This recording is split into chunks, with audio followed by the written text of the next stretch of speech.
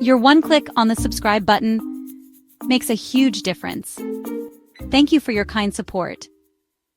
One of the most intriguing moments in Desert Dawn comes in its final act, when Fernando Carrillo, the calculated cartel leader and self-described sheriff's guardian, makes the unexpected decision to allow Luke to keep the money after the bloody confrontation at Hotel Olga. This surprising gesture from a character established as ruthless and self-interested carries multiple layers of meaning that provide insight into both Fernando's character and the film's broader themes.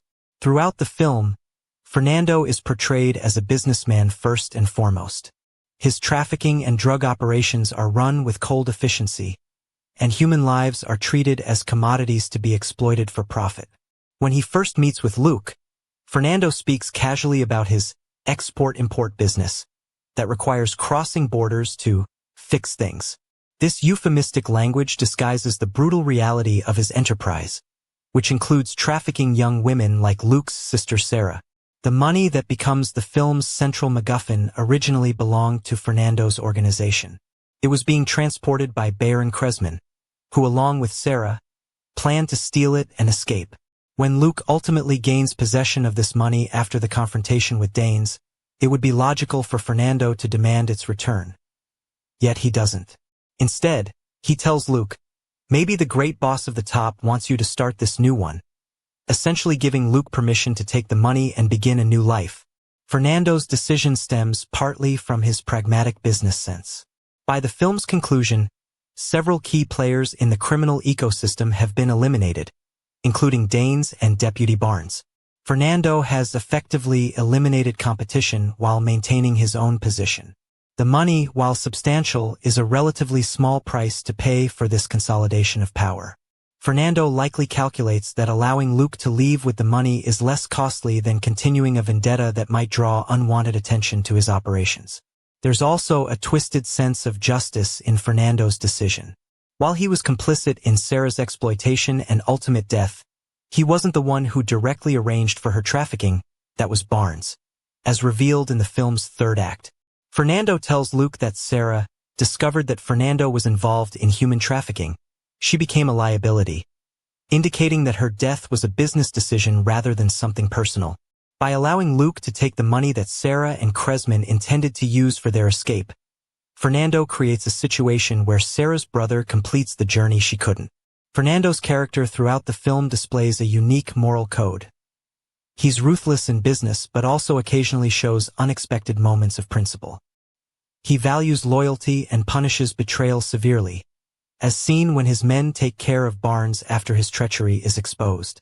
His decision to let Luke keep the money could be seen as a recognition of Luke's determination and skills, qualities Fernando respects even in an adversary. The cultural context also plays a role in Fernando's decision.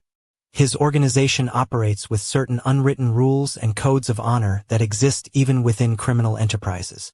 When he says, "Maybe the great boss of the top wants you to start this new one," he's invoking a quasi-religious justification for his decision, suggesting that a higher power or fate has determined that Luke deserves this opportunity after everything he's lost.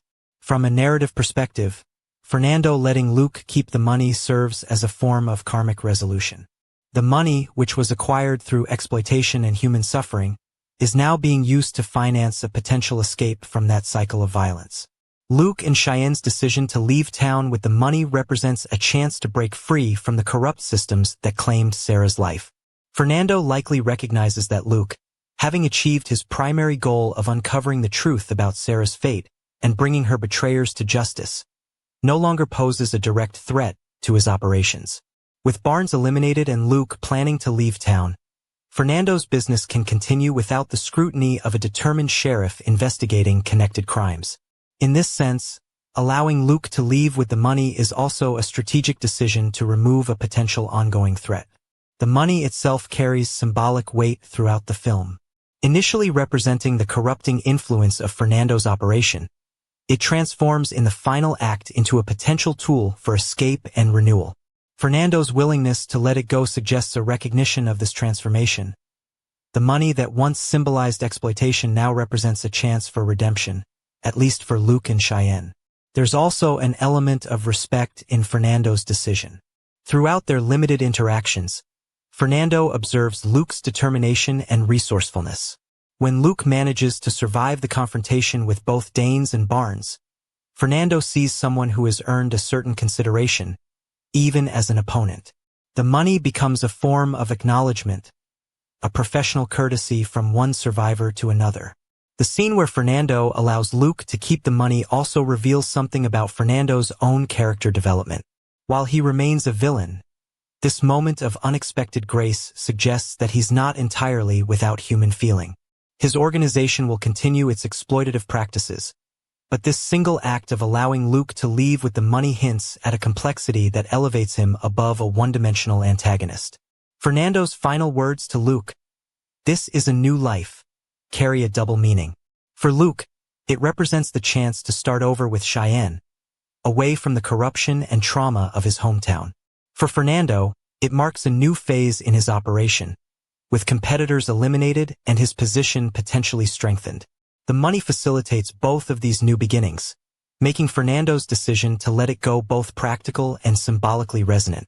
In the film's moral landscape, Fernando represents a systemic evil that will continue even after individual villains like Danes and Barnes are eliminated. His survival and continued operation, despite allowing Luke this single victory, reminds viewers that corruption and exploitation persist beyond the resolution of individual stories.